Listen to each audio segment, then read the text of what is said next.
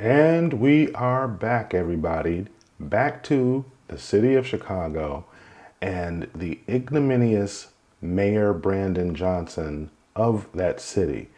Undoubtedly, one of the worst mayors in the history of Chicago, if not the country. But I want you to take a look at something that he recently talked about. He's talking about crime is down. He made an interesting point about the connection between crime and how it impacts business. It's something that is going to really require all of us collectively to ensure maximum safety. One of the ways in which you create safe and vibrant communities is by the expansion of small businesses and these commercial corridors where there are actually more people who are moving about, because that is what engenders safety. When more people are around and more people are shopping and more people are out, those type of incidences and tragedies are less likely to happen. Now, as you also know, that crime is down in Chicago. It continues to fall. April was one of the lowest months of homicides that we've seen since for a very long time, 1962, between January and April. And I believe violent crime is down roughly 24%. You know, it's really interesting. Whenever you hear Brandon Johnson speak about crime, he's very specific. He specifically says violent crime is down. So when you're talking about violent crime, you're talking about murder, you're talking about grape. You got to say grape on YouTube. You're talking about, you're talking about a very specific type of crime. But he preceded making that statement by making a connection between safety and the business community. Because if the business community is safe, that means that you have employers, you have people who are paying taxes, you have commerce, you have places where people can shop. But take a look at this. I just serendipitously was driving by to meet with another tenant and saw the police and the tape, and I drove in. Property manager Edward Dushman tells me he believes this is the fourth time that this GameStop has been hit. Concerned and frustrated, he told me he received an email from the business this morning saying they're going to close up shop. It's an easy product to sell. So, you have a stolen car, you ram it, you have another car to dump the merchandise in, and then they sell it. So GameStop is effectively, deciding whether they're even going to stay in Chicago at all. Did you hear that? GameStop. So think about what GameStop is. They sell video games, they sell PS5s, they sell, what is the other one? Xbox. They sell the controllers. But basically, it's a video game store. And you have a lot of youth, a lot of, regardless of ethnicity, but specifically a lot of black youth who play video games. I often hear black women complain about their significant others who sit on video games and play Call of Duty all day. I remember this one woman said, "I wish my man would stop playing COD." And me not being a gamer like that, I asked, "What is COD?" And she said, "Call of Duty." So they've gone into these neighborhoods. This happened in Inglewood. They've gone into these neighborhoods because they've identified a particular market. Hey, this is a community who plays video games. Why don't we go ahead and place a GameStop in these neighborhoods so we can sell to them? But now, after these repeated smash and grabs, now they're talking about exiting the city. Hey, let's just put it on Amazon. Let's sell it in the mail, ship it in the mail, so that way we don't have to worry about these types of instances. So now we're going to hear people, I'm sure, talking about we've got a video game desert. Now to some breaking news we're following out of Westtown. Police are investigating a smash and grab there. This happened just before 2 this morning, and it was right near Division and Hoyne. Officers are telling us 3 men used a box truck, you can see here, to move barricades in front of the building, and when they broke through the metal gate at the front of the store. Now, a witness told police the men took off in a black car with stolen items. They left the box truck at the scene, as you can see right here, and right now no one is in custody. So there you see another example of a smash and grab. Someone went and rented a U-Haul, and I happen to be a U-Haul dealer, so I know how this works. Someone walks in with a straw buyer, they rent a U-Haul truck. It's happened to me at my dealership. So they'll take the U-Haul, they'll go in, they'll commit some crime with it, and like you just heard, they commit that crime, They do the smash and grab. They drive the U-Haul truck into the business so that they can break into the business, go in there, grab everything they're going to grab. They throw it into a second car, and then they don't care about the U-Haul because it was a straw person who rented it. They'll never be able to find that person.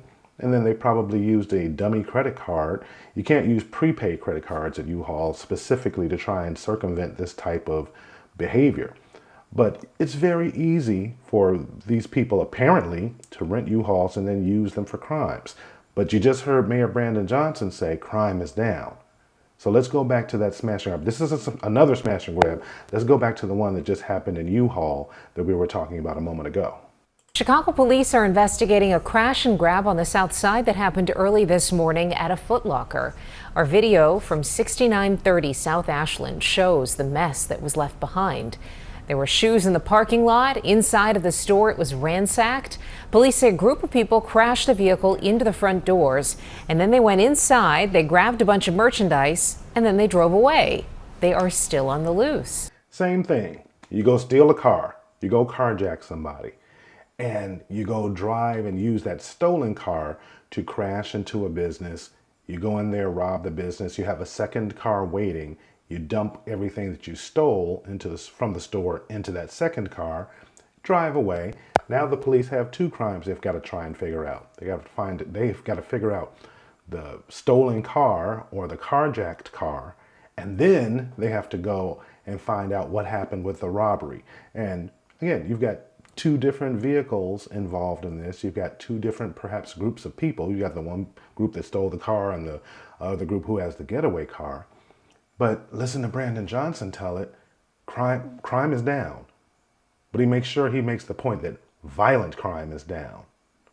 Let's go back to the smash and grab we're just talking about right now, just for another second. The Chicago Police Department, like many, has some very specific regulations about shooting at cars. Police use of force expert David Harris tells me we'd need to know if the car still posed a serious threat to the officer when the shot or shots were fired to determine if it was justified.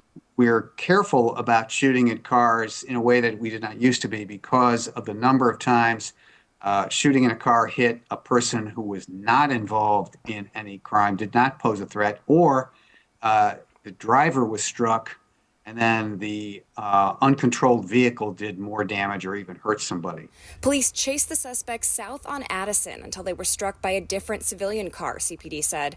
Fortunately, no one was injured in that crash. Shoppers in the area tell me they were glad no one was hurt, but they're fed up with these types of brazen burglaries in their neighborhood. We're grateful for GameStop employees were not present when it happened so that none of those people were injured, but there have been so many of these lately, even with insurance. This is a huge hit to have to keep replacing your glass, replace your registers, and that's what depresses the neighborhood, because it is a really great neighborhood.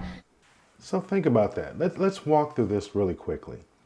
We've got a mayor who's basically put the handcuffs on CPD, the police department, and told them don't do any high-speed chases. You've got COPA saying, hey, you can't, they're going to investigate, the officer discharging their weapon. So let's stop right there. That means that officers know if they discharge their weapons that there's going to be this follow-up investigation. So now they have more trepidation about engaging would-be smash and grabbers or thieves or what have you. So they're going to be under more scrutiny. So they're going to second guess whether or not they should engage that individual who's that thief. Then you just heard that other woman say, now you've got GameStop who are potentially thinking about pulling out of Chicago. So what does that mean? That means that there's one less business who's going to rent that storefront. That means there's going to be less tax revenue that's coming into the city because now that store is not there actually selling their goods. That means there's going to be less employees because now when that store closes, they're going to have to fire the people who were working there. It's all this snowball effect, and all of it comes right back to Mayor Brandon Johnson, who has this ideology that he cannot allow police to do their jobs in the neighborhoods where the most crime is happening because of some historical injustice or some things that have happened in the past.